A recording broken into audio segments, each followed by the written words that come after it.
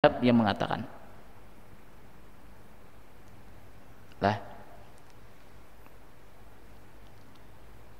aku hajatnya aja supaya mengasih makan berhadiah pahala untuk keluargaku yang meninggal dunia tadi. Aku tidak bisa baca Quran, membaca doa aja tidak bisa. Makanya aku undang sampai jemaah masjid nih, karena jemaah masjid ini aku yakin orang yang sholat 5 waktu, yalah, artinya beriman kepada Allah. Banyak yang bisa baca Quran, yakin aku baca yasinnya fasih semua. Nah, berarti mereka yang berhajat, bukan kita yang maksakan nih. Makanya dalam sabda Nabi SAW, apabila orang beriman itu mengundang, wajib hukumnya kita datang. Bila kita tidak ada uzur. Ini dalilnya lagi. Nah, ini ada tambahan nih, ada tambahan. Kenapa harus makanan? Kenapa harus minuman? Itu karena niat mereka untuk disedekahkan kembali kepada si mayat. Adakah dalilnya bersedekah kepada mayat itu sampai ada? Banyak hadisnya, Pak. Jadi riwayat daripada Sa'id Al-Musayyib, aku mengambil daripada Sa'ad bin Ubadah. Sa'ad bin Ubadah ini pernah bertanya kepada Rasulullah, ya Rasulullah, inna ummi matat. Wahai Rasulullah, ibu saya meninggal dunia. Apa tasaddaqu anha? Apakah boleh saya ini bersedekah dihadiahkan kepada ibu saya? Jadi Rasulullah menjawab, na'am, tentu saja boleh. Qultu, kemudian aku kata Sa'ad bin Ubadah, fa ayyu sadaqati afdalu? Wahai Rasulullah, kira-kira sedekah apa yang paling afdal untuk bisa sedekah ini saya niatkan hadiahnya pahalanya untuk ibu saya yang sudah meninggal dunia. Apa kata Rasulullah SAW? Saqyul ma, memberikan air minum. Nah, itu dalilnya boleh menyiapkan makanan, boleh menyiapkan minuman. Yang penting tadi syaratnya apa? Mereka yang berhajat, bukan kita yang memaksa-maksa. Ayo tahlilan, sudah 2 hari meninggal dunia orang tua, kamu harus bertahlil. Jangan, itu haram kita yang mengajak seperti itu. Jadi kalau mereka yang berhajat, bukan kita yang berhajat sebagai tamu undangan, maka itu dibolehkan, kata ulama-ulama salaf kita. Nah, lalu ada yang bertanya, kenapa bacaannya tahlilan, tahmid, takbir? Kan ada kalimat Allah Akbar di sana lah. Nah, dikarenakan ada sahabat dulu datang kepada Rasulullah, ya wahai Rasulullah, kami ini orang miskin. Kami ini orang miskin, tidak bisa mencapai pahala seperti sahabat-sahabat engkau yang kaya raya. Mereka bersedekah. Kami tertinggal wahai Rasulullah, kami ini miskin. Jadi apa kata Rasulullah? Kullu tahlilin wa tahmidin wa takbirin, setiap tahlil bacaan la ilaha illallah, tahmidin alhamdulillah alhamdulillah, Allahu akbar, tasbih dan lain sebagainya, kata Rasul, itu shadaqatun, itu berupa sedekah.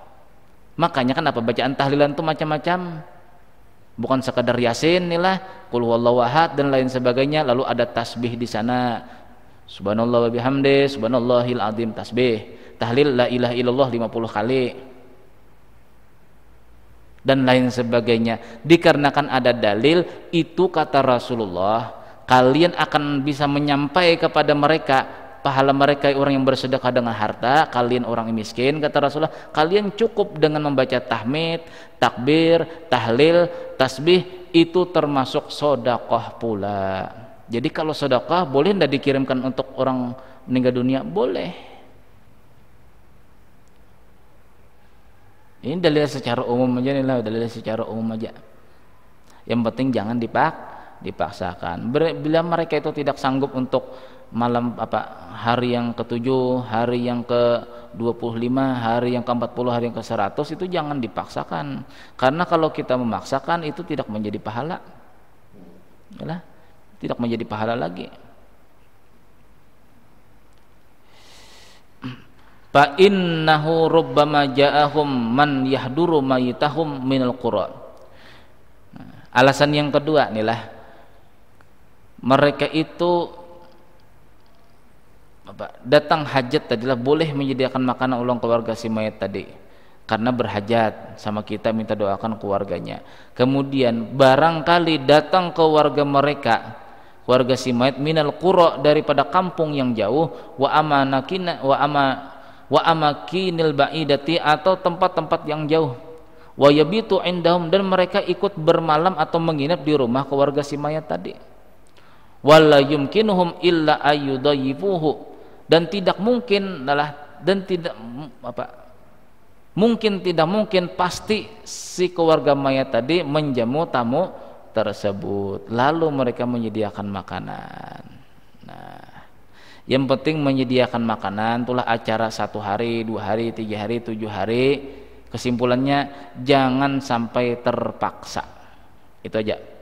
Kalau terpaksa itu namanya bukan hajat, itu bukan hajat namanya, maka tidak jadi pahala. Tidak jadi pahala bila memaksakan diri, itulah.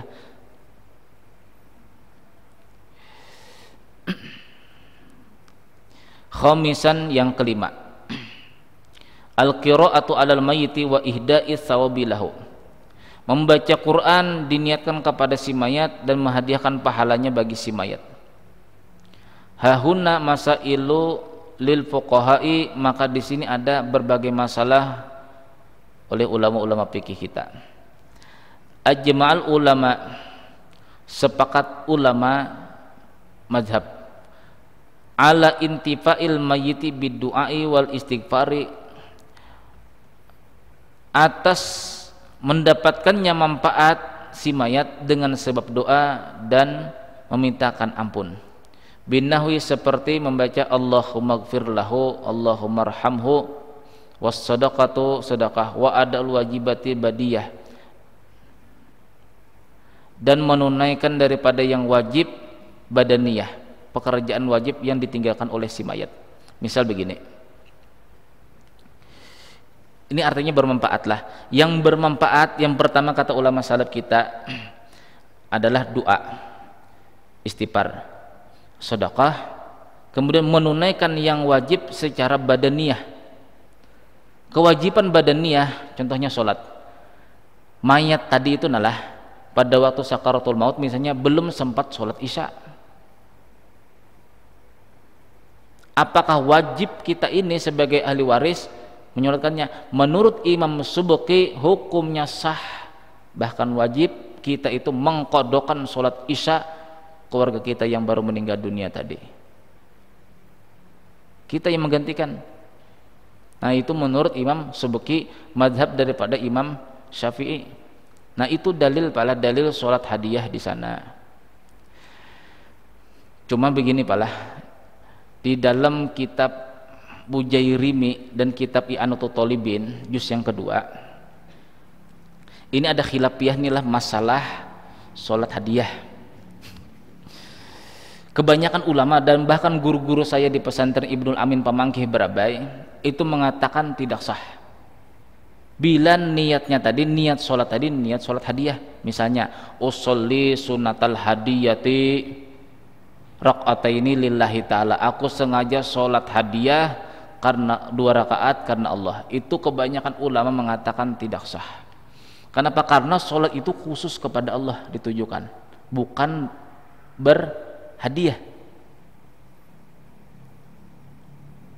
Jadi caranya bagaimana? Caranya kita niat sholat sunat mutlak, sholat sunat 2 rakaat, begitu aja.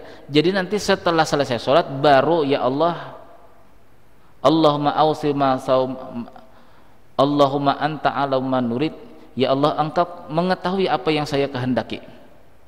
Walaupun kita nilai sebelum sholat itu sudah tahu lah, aku ini sholat surat ini nanti kuhadiahkan kepada Bapak. Tapi yang penting di dalam takbir atau ihram tadi jangan diucap di hati kita, aku niat sholat hadiah.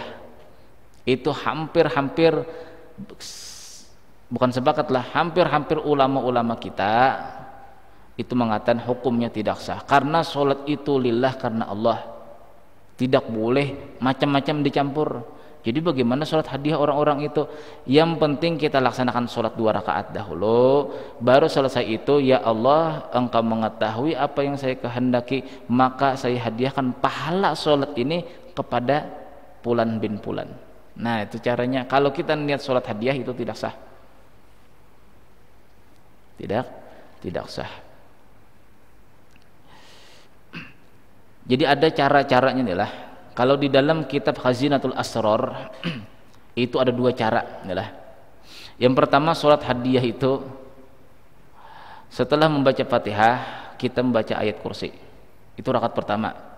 Kemudian rakaat kedua setelah membaca Fatihah kita membaca amanar rasulu bima unzila ilaihi mir rabbihi wal mu'minun. Ini cara pertama. Cara kedua, setelah membaca Fatihah kita membaca surah ayat kursi, kemudian qul ya ayyuhal kafirun 11 kali. Rakaat pertama.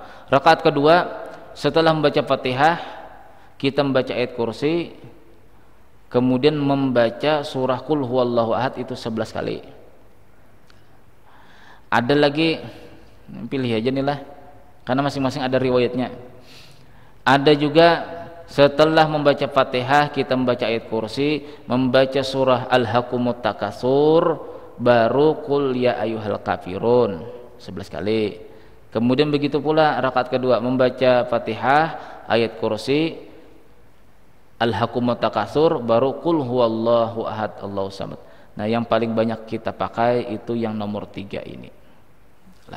Jadi setelah Fatihah, ayat kursi, kemudian Al-Hakumut Takatsur, kemudian qul ya ayyuhal kafirun 11 kali. Nah, kalau di sekumpul tuh beda lagi. Di sekumpul itu setelah baca Fatihah, membaca ayat kursi, habis. Rakaat pertama. Rakaat kedua setelah membaca Fatihah membaca amanar rasulu bima unzila ilaihi mir rabbihi wal mu'minun. Itu semuanya ada dalil lah, dalil. Ada dalilnya. Nah, jadi menurut Imam Subaki tadilah boleh kita itu mengkodokkan sholat si mayat. Itu menurut Imam Subaki.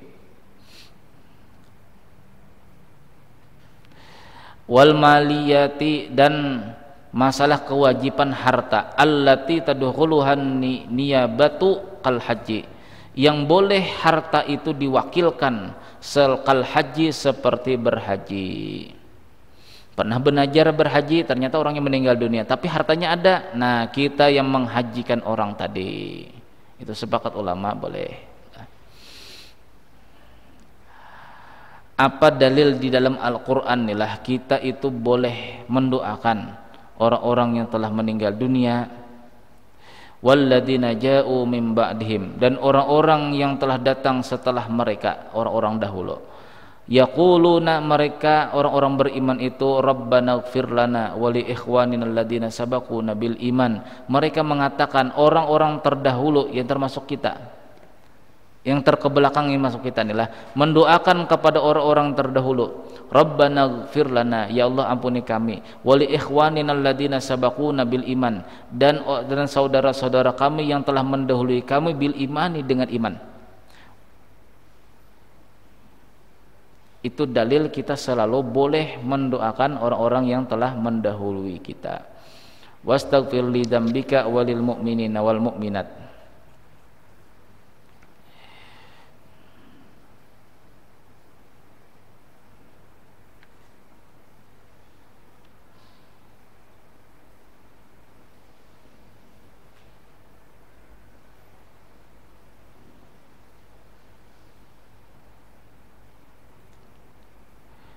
Nah, wallahu alam bisawab. Mudah-mudahan Allah Subhanahu wa taala mengampuni dosa zahir dan batin kita.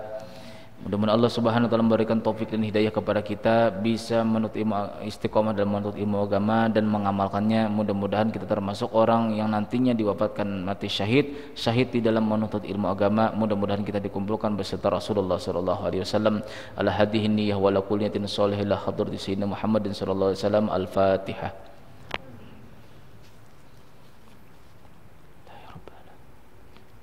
Iyyaka na'budu wa iyyaka nasta'in ihdinas siratal mustaqim siratal ladzina an'amta 'alaihim ghairil maghdubi 'alaihim waladdallin amin.